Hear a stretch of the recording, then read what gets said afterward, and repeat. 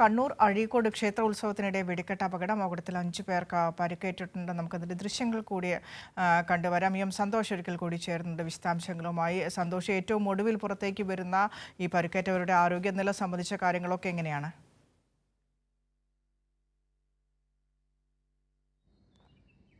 5 പേർക്ക് ആണ് പരിക്കേറ്റിട്ടുള്ളത്. അതിൽ ഒരാളുടെ കാലിന് അല്പം ഗുരുതരമായ പരിക്കുണ്ട് എന്നുള്ളതാണ് മനസ്സിലാക്കാൻ കഴിയുന്നത്.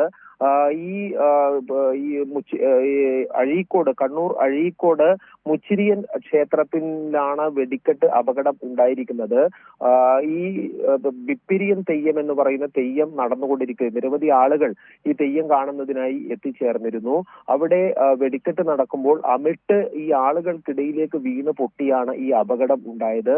മുകളിൽ പോയി പൊട്ടേണ്ടുന്ന ഈ നാടൻ അമിട്ട് അത് മുകളിൽ നിന്ന് പൊട്ടാതെ താഴേക്ക് വീണ് ആളുകൾക്ക് ഇടയിൽ നിന്ന് പൊട്ടുകയായിരുന്നു. അങ്ങനെയാണ് ഈ അപകടം ഉണ്ടാവുകയും 5 പേർക്ക് പരിക്കേൽക്കുകയും ചെയ്തിരിക്കുന്നത്. പരിക്കേറ്റവരെ ഇപ്പോൾ കണ്ണൂർ മിംസ് ആശുപത്രിയിലും അതോടൊപ്പം തന്നെ ഒരാളെ മംഗലാപുരത്തെ ആശുപത്രിയിലുമാണ് പ്രവേശിപ്പിച്ചിരിക്കുന്നത്. പോലീസ് ഉൾപ്പെടെ എത്തി പരിശോധനയും അന്വേഷണവും ആരംഭിച്ചിട്ടുണ്ട്. ഈ വെടിക്കെട്ട് നടത്തുന്നതിൽ ക്ഷേത്ര ഭാരവാഹികൾക്ക് വീഴ്ചയുണ്ടായിട്ടുണ്ടോ എന്നതുൾപ്പെടെയുള്ള കാര്യങ്ങളാണ് ഇപ്പോൾ പോലീസ് അന്വേഷിച്ച് വരുന്നത്. ഈ ബിപ്പിരിയൻ, നീർക്കടവ് മുച്ചിരിയൻ ക്ഷേത്രത്തിലെ ബിപ്പിരിയൻ തെയ്യം എന്ന് പറയുന്നത് വലിയ ജനക്കൂട്ടം ആളുകൾ കാണാൻ എത്തുന്ന ഒരു തെയ്യമാണ്. അതുകൊണ്ട് തന്നെയാണ് ഈ ഒരു അമിട്ട് താഴേക്ക് വീണ് പൊട്ടിയപ്പോൾ ഈ അപകടത്തിൽ 5 പേർക്ക് പരിക്കേൽക്കാനുണ്ടായ കാരണവും അതുതന്നെയാണ്. വിനിഷ്,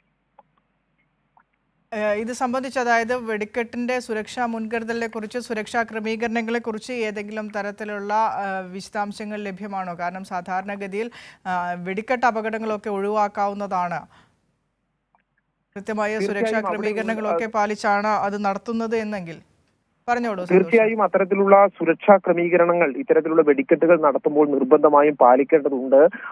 ഈ ഒരു കാര്യത്തിൽ ഈ ജനക്കൂട്ടത്തിനിടയിൽ നിന്നും, അതായത് ക്ഷേത്രത്തിൽ ഈ തെയ്യം കാണാൻ എത്തിയ ആളുകളിൽ നിന്നും കൃത്യമായിട്ടുള്ള അകലം പാലിച്ചാണോ ഈ വെടിക്കെട്ട് നടത്തിയത് എന്നതുൾപ്പെടെയുള്ള കാര്യത്തിൽ സംശയമുണ്ട്. ആ അകലം പാലിച്ചിരുന്നെങ്കിൽ ഇത് ആളുകൾക്കിടയിലേക്ക് വീണ് പൊട്ടാനുള്ള സാധ്യത കുറവാണ്. അതുകൊണ്ട് തന്നെ അത്തരത്തിലുള്ള കാര്യങ്ങളെല്ലാം തന്നെ ഇപ്പൊ അന്വേഷണത്തിന്റെ ഭാഗമായി പരിശോധിച്ചു വരികയാണ്. വിനിഷ.